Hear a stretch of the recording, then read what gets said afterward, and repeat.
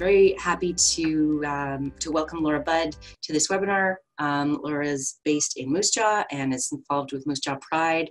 I'll let her introduce herself in more detail, but yeah, really happy to hear from her. She will be speaking about participatory inclusion processes. Hi, good afternoon, everyone. I guess I'll just clarify you, Heather. I work for Moosejaw Pride, but I actually live in Yorkton, Saskatchewan. So I do my work mostly remotely, and though tech is not always my friend, generally it can be. So welcome, everyone. We're just going to have a bit of a discussion. I'm going to lead that for the first few minutes, and I think then we will open it up for questions and discussion from the group. And I think that's going to be the best learning opportunity that we have. And I know I see some familiar faces here that can probably answer many of these questions as well or better than I can. So that should work as well. So hi to everyone. I guess we're talking about safer space and inclusion, and specifically gender diversity, trans women and non-binary individuals in women's space or women's shelter space. And I just wanted to kind of highlight why this is important at this moment in time. And it's because we're here to support all women in crisis. And we want to be proactive.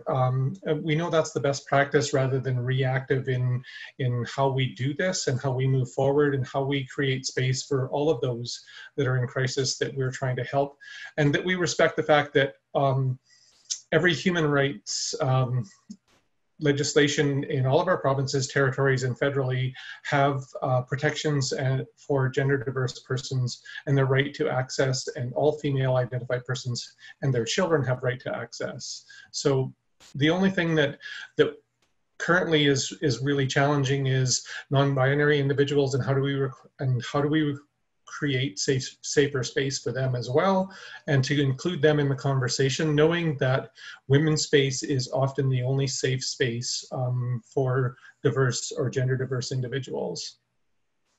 The challenge, I think, is that we need to go back to the root of why is this still an issue, or where did this issue develop from? And it's really to recognize the effects of colonization. And if we don't recognize intersectionality and where and how all of these things have come about, we can't understand why we currently have the systems that we have. And through our learnings, colonization has stripped away a lot of the diversity that exists in society, and we did not celebrate each and every individual as they are and for who they are. And in order to move forward, that we have to respect and honor that through reconciliation, we have to embrace this diversity and celebrate and be inclusive in order to actually provide safe space for all of those marginalized people that are in crisis. The only way to do all of these important things is to have everyone involved. So who is involved is everyone in your organization or your space. So directors, supervisors, basically all staff, and then all those accessing your facility, whether they be people that are in crisis or they be service providers that you are trying to access for those in crisis, or your staff themselves in your space. So really, how do we bring all of this together? I guess I'm going through this really quickly, and I'm hoping that this will bring more questions than answers so that we can have this discussion.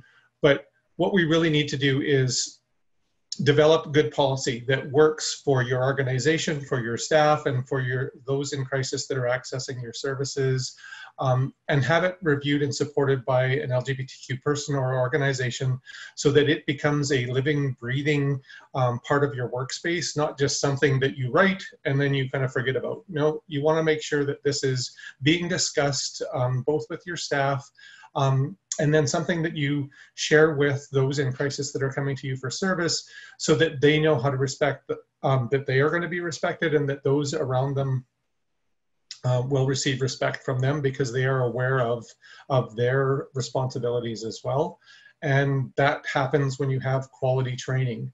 That means that you either get someone in your workspace or staff that becomes a certified supported trainer from the LGBTQ2S community, or you have somebody out with as an outside resource like myself, or I know Rosalind is here on this as well, and somebody like that does this work every day, knows and continues to contact with the community to know best practice with language, best practice with facilities, and all of those great things.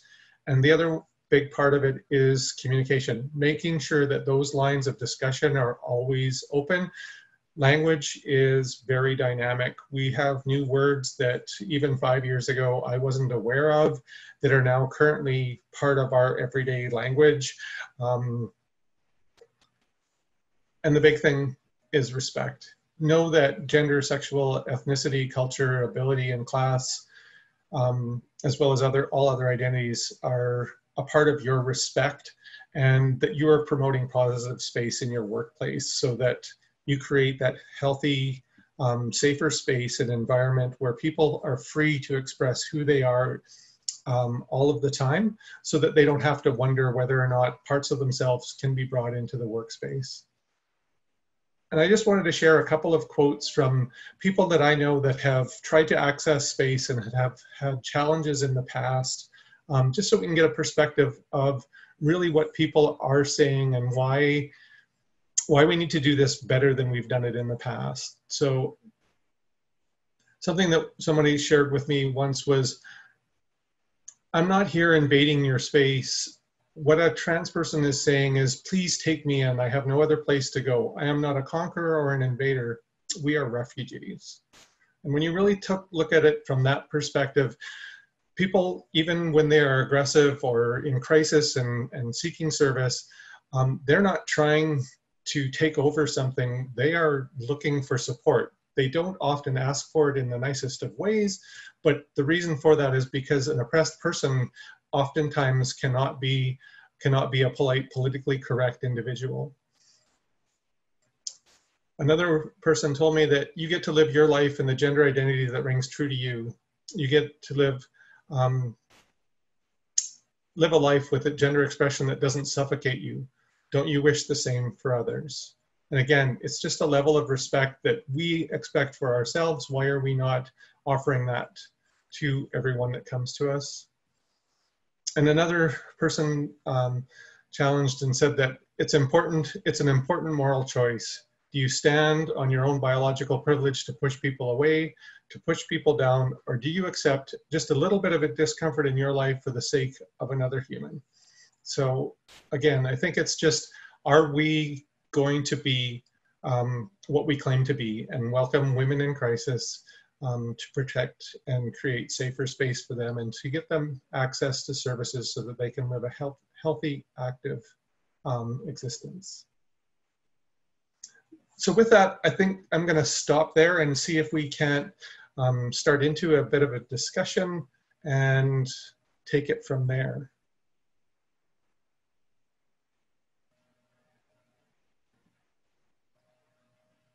Heather, if you want to pick it up. I'm just unmuting myself. So yeah, thanks for that. I'm just gonna where's my little control panel? There we go. Okay, so hi everybody. So people can either write something in the chat thing, or there's a little button to raise your hand, and I'll see that and be able to unmute you, and you can speak directly if you prefer. I see a chat. So first question, how do you propose we screen a trans woman over the phone?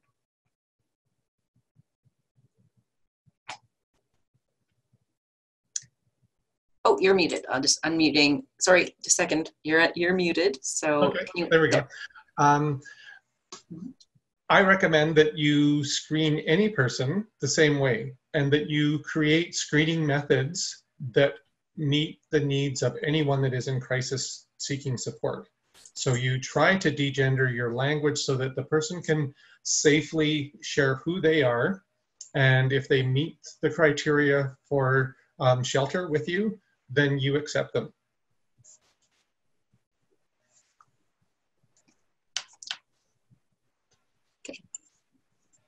Thanks for asking the question, though. Yes.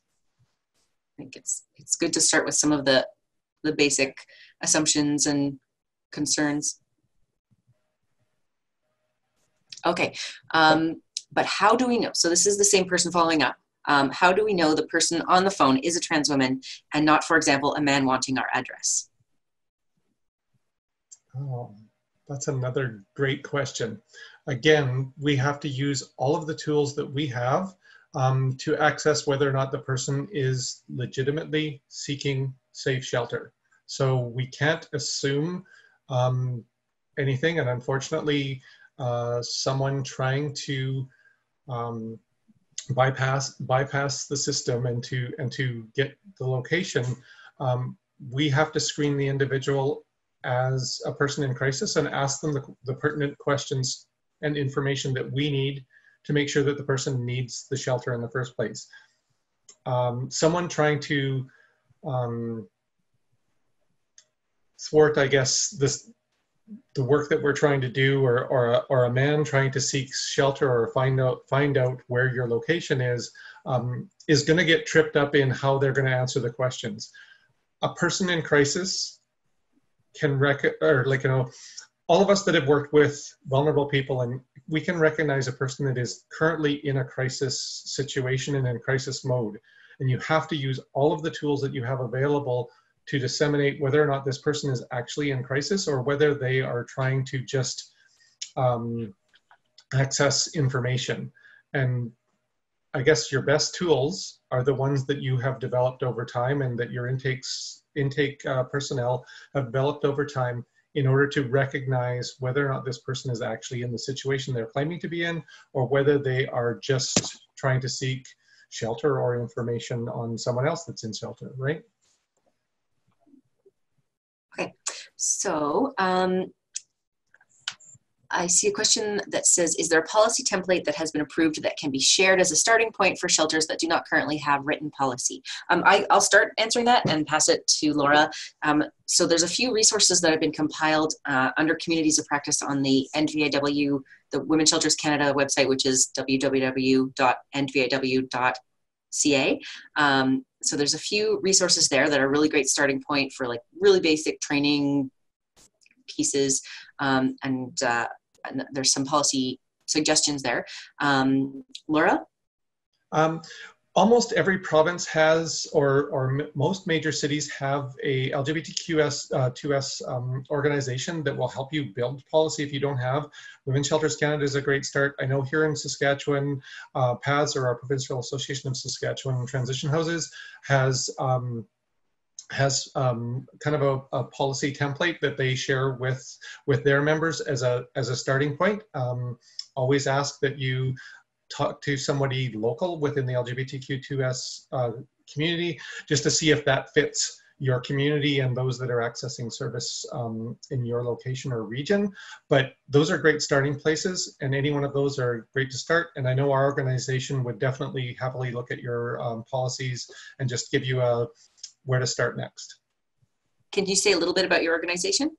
So our organization is, the nonprofit that we run under is Moosejaw Pride, but we also run the Saskatchewan Pride Network project, and we service all of the small urban centers in Saskatchewan. So if you want to contact us, just look up Moosejaw Pride. You can email me directly, and it's just laura@moosejawpride.ca. All of those things, you can access us at any time, and we will try and point you in the right direction. Great. So I see a follow-up question from the two earlier questions before about screening, asking a little bit more about some examples of the questions and tools that might be used for, I guess, yeah, helping, responding to someone's request for help. Right. So some of the tools that you can use, again, are asking the person, what's going on in their life? How did they end up needing immediate shelter? What are their immediate needs? Do they need shelter? Do they need services? Have they like, you know what I mean? And if it is, a violent situation? Have they contacted emergency services? And all of those things that we generally ask when someone is seeking support to assess that immediate need, try to get to where the person is at, emotionally, physically. Are they in a safe space, both physically and emotionally? Can we have this conversation? Do we need to get you outside support? And as soon as you start to suggest or offer police services, emergency services, things like that, if the person starts to get agitated, you can start to get a sense of whether they are in immediate crisis and they're getting overwhelmed, or if they are trying to access your service and bypass all of the other things because they don't want somebody else to know that they're contacting you, right?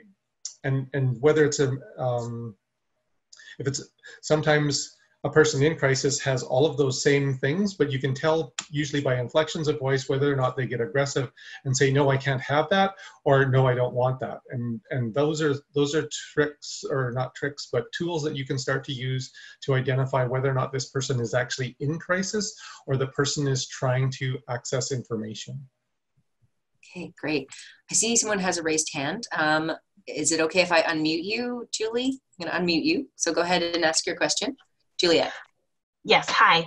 I just wanted to ask if anybody knows of any sort of shelters or transitional housing places that have actually removed gender from their mandate and organization in order to support folks, and sort of how that may have gone or anything. There was one that was present at the Trans Inclusion Community of Practice face-to-face meeting in Regina in 2017, and it was Wheatland from Alberta. So they have removed gender completely. That's on one end of there's a spectrum of responses. So this isn't it's a practice that they're trying, and they found it really worked for them. Oh, I see someone else has said that we have removed gender too. Is that could you, yeah, so we take men, women, children. The person that wrote that, are you open to speaking to that directly? Would be interesting. Do you want to raise your hand? Okay, I'm going to unmute you. So that, oh, you don't want to speak out loud? No. Okay, I'll mute you again. I'm happy to, so this is Natasha from Medicine Hat, and I'm happy to read your text out loud. That's no problem.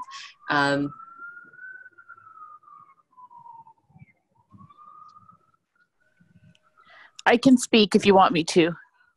Oh, sorry, you didn't know how to unmute. I unmuted you, and yes, you can speak now. I'd love to hear a little bit more. Perfect. Hi, it's Natasha from Medicine Hat. Hi, Laura. Hi. Hey, we started, we worked with Sajis, which is a group out of Calgary, and we had them come down and review our policies and our procedures a couple of years ago to make sure that we were, in fact, LGBTQ plus friendly, if that's the word they were using then, but to make sure that our policies and all our language and everything were open to that, so that they didn't create any of those barriers.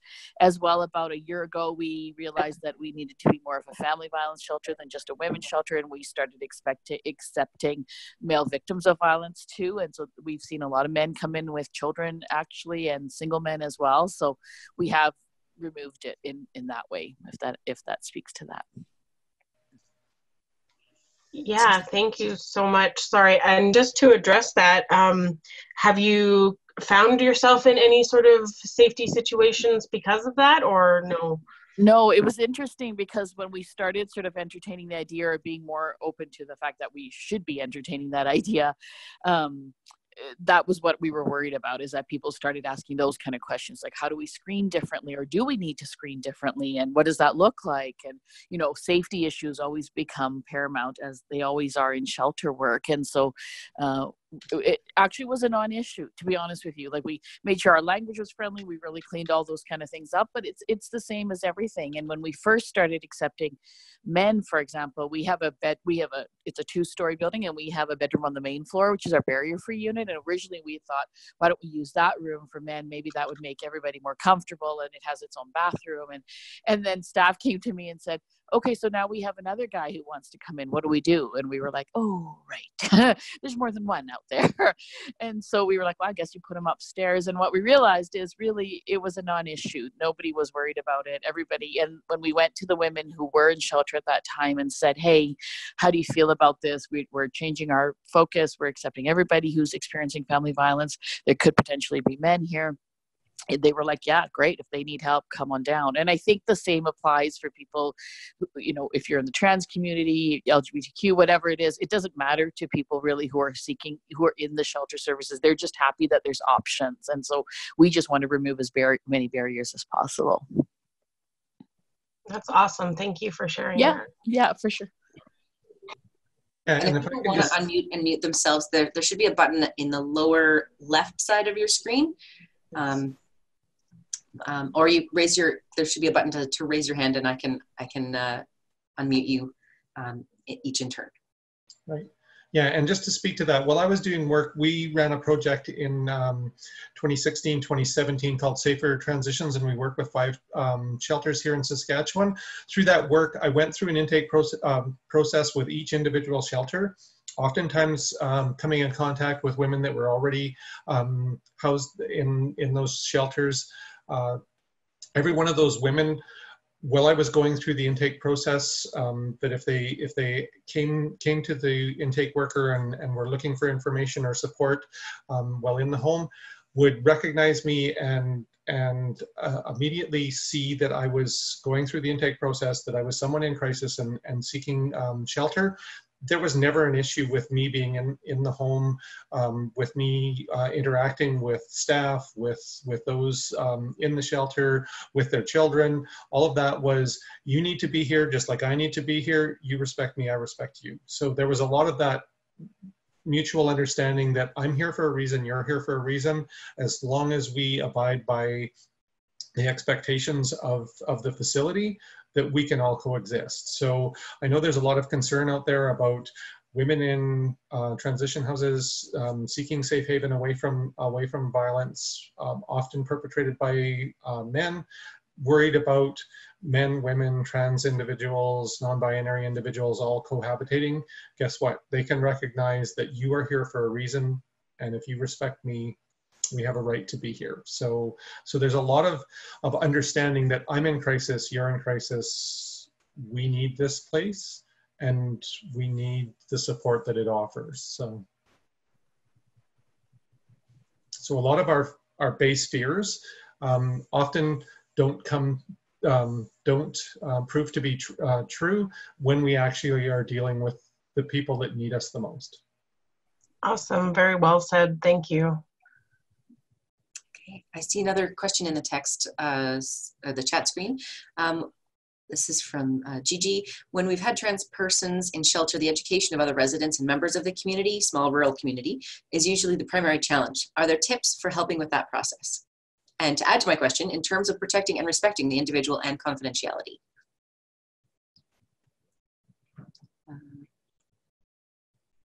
Okay, Laura, you ended up muted again. I'll just unmute you.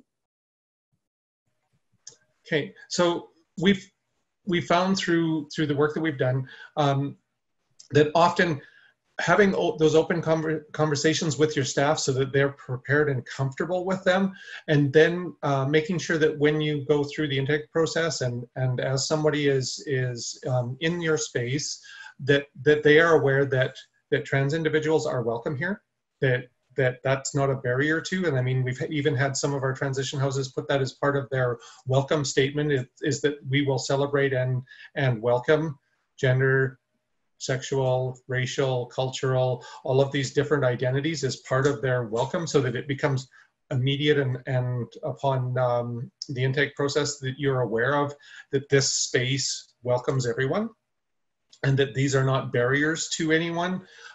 If someone has questions, that usually comes up right away. and once you start to have those little conversations, the bigger discussion is much easier, because then people feel comfortable to come to you and say, that person doesn't look like me, doesn't sound like me, whatever the concern. They start having them just as conversations rather than disruptions within the shelter environment, where you can use and correct language. Again, it comes down to good policy, having good procedures so that it becomes part of the conversation, to keep the conversations as personable and as one-on-one as possible. And if anyone on this call has a response or an experience that they want to share in response to any of the questions that come up, this is intended to be a peer-based sharing community.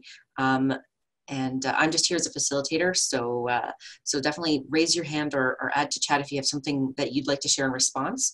The objective of this community of practice is to create sort of a network of people that are all working on these policies and working on adjusting language and working with community and doing this this work in your own separate communities, but sort of able to share together, respond to issues. If there's a national policy change that comes up, you can all consult each other on it or anything like that. So that's the idea, is for you to be resources for each other as much as anything else. So, and if you don't feel that I'm answering your question, please just let me know, because I don't mean to be political speak if that's what I'm doing. Okay, I'm just going to scroll through and make sure I'm not missing anything. Okay, so another question. Does anyone have experience working in a larger organization and making these changes within all the bureaucracy? So I definitely know that some of the transition houses are nested within larger umbrella organizations that do a lot of work. Some of the participants in the face-to-face COP were involved with YWCAs. There were a couple of them, and they're doing some really interesting policy work on a very large scale. So maybe oh, actually Juliet is asking that. I noticed that you're from YWCA. And I know that YWCA Regina has done that, and their organization houses men, women, families, has their transition house as part of their organization as well. And we work with all of their staff and directors so that this discussion becomes part of their daily life. And they're trying to de-gender that gendered space, knowing that it's still going to exist to some extent, but they're trying to de-gender the language and the staff understanding so that a person in need gets housed at the one that suits their needs the best. And that's always part of it when you are dealing with a large organization with multifaceted facilities, that you start to see how that changes. Oh, great. Yeah, so Laura says, or Juliet says, thank you, Laura, I will chat with Regina. So that's great. Yeah, there's really, really cool work happening in a lot of the YWCAs. I went to a presentation, or I was co-facilitating a presentation in Quebec City, and the YWCA there all of their washrooms were totally gender-free, like not just for the residential space, but for their recreational space as well. So that was pretty cool to see. It's yeah, the great thing about degendering washroom facilities is we find out that when you don't know who the person is in the stall beside you, all of a sudden your level of respect just goes up a little bit. And if everyone does that, it's much more comfortable for all.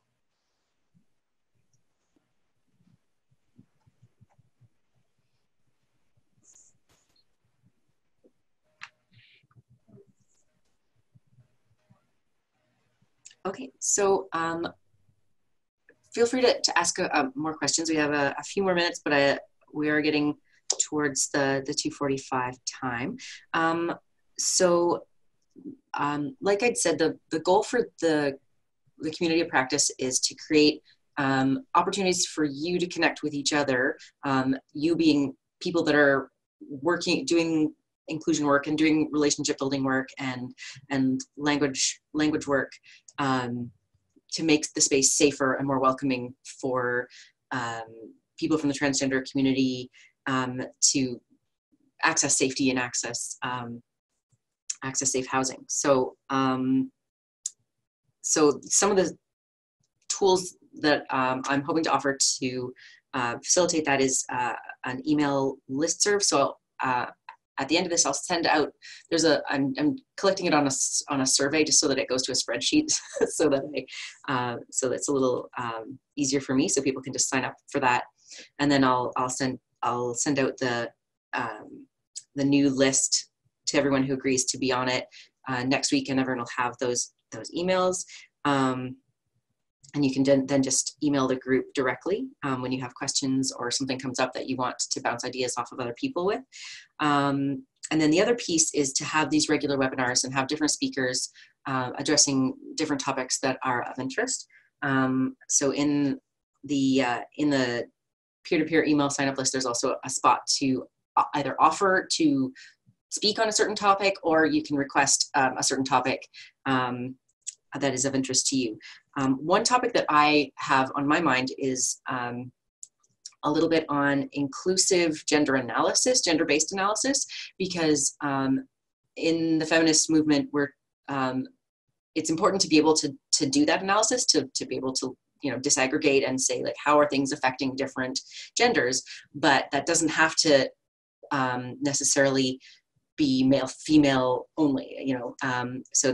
So how are different organizations responding to that need to do gender analysis, but in a way that doesn't exclude or delegitimize other genders, or and there's some organizations, I think it was the Ontario Police, that got rid of all gender analysis, which is maybe not the best response to inclusion. So that's an idea that I had, that is something that I'm trying to think of good ideas around, and I know that some people have been doing really interesting work. I see another question. Are there concrete items that, I just pop up, block the question, go away. Are there concrete items that should be in or part of shelter design that make the space more welcoming outside of policy practice? So you mean like physical, material, bricks and mortar sort of space? Yes. Okay. Laura, did you have thoughts on that? I guess just things to make sure that you don't label or gender things either through word or design, to make people feel like it isn't for them. And it really goes a lot towards when you have full families with children, that oftentimes the children don't feel that facilities fit them, or that they're more designed for one gender than another. I don't think, other than that there's really anything that we have, or any of the facilities that I've been in, that we have an issue with the design of the facility being able or being accessible. Does anyone else have thoughts on that?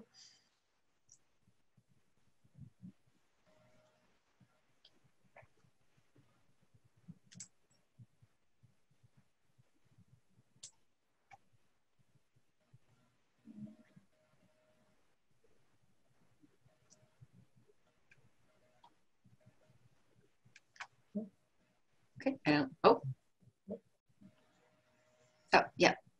So I'd like to say that many women's shelters have bunk rooms, and it would be so much better if we designed single rooms for privacy. I think, yeah, most people would prefer to have single rooms for lots and lots and lots of reasons, if possible. And of course, single-stalled, non-gendered washrooms. Yeah, I know we've used a lot of bunk spaces just because of cost and trying to create as much space as possible to shelter as many people as possible. But it becomes a dignity issue. What the person in crisis really is worthy of a non-shared space other than for them or them and their family. So as much as we possibly can, that is definitely our goal, is to have facilities where each individual has a bit of privacy just for their own dignity. And that just helps, along with this work, it just helps with the outcomes for all that seek shelter.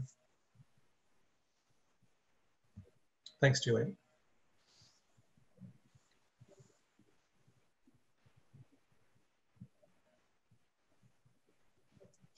Great. So if people have sort of general questions, I do encourage you to go have a look at our website at www.ndvaw.ca and go to our work and look at the CoP section. And there's the work that we did earlier on has been compiled, and there's some resources and examples and case studies there that you can look at as a starting point.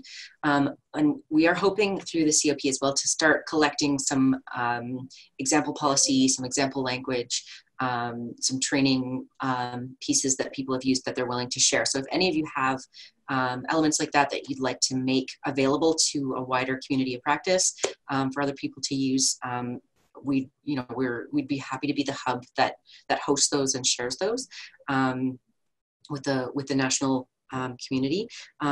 Also, yeah, this is something that every organization is taking on a case-by-case basis, and that people can go at their own pace, or and choose the pieces that make sense for them. So we're not dictating policy as Women's Shelters Canada. We're here to facilitate information sharing and knowledge building and community building.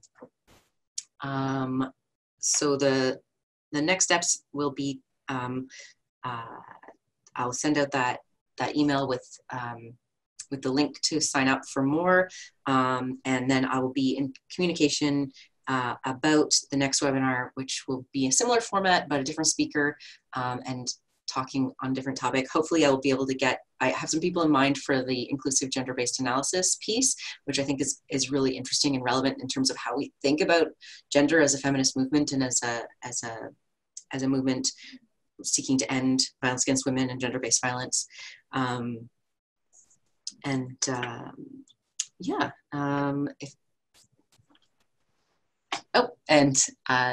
There on the chat, if people can see it, there's the link to the page there, which is right on the side. So if everyone can see it on the side, does anyone who has access to the chat side can see that link and copy it directly? I will also put it in the email that goes out to everybody. All right, any closing thoughts or final questions from anyone on the call?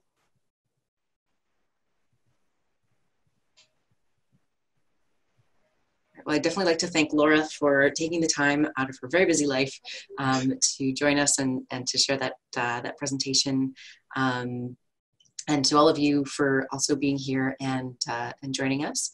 And hopefully we'll see a few of the same people come up again and be able to get to know each other and the work that we do, and use, have each other as resources in future questions that might come up, or directions around policy and things like that.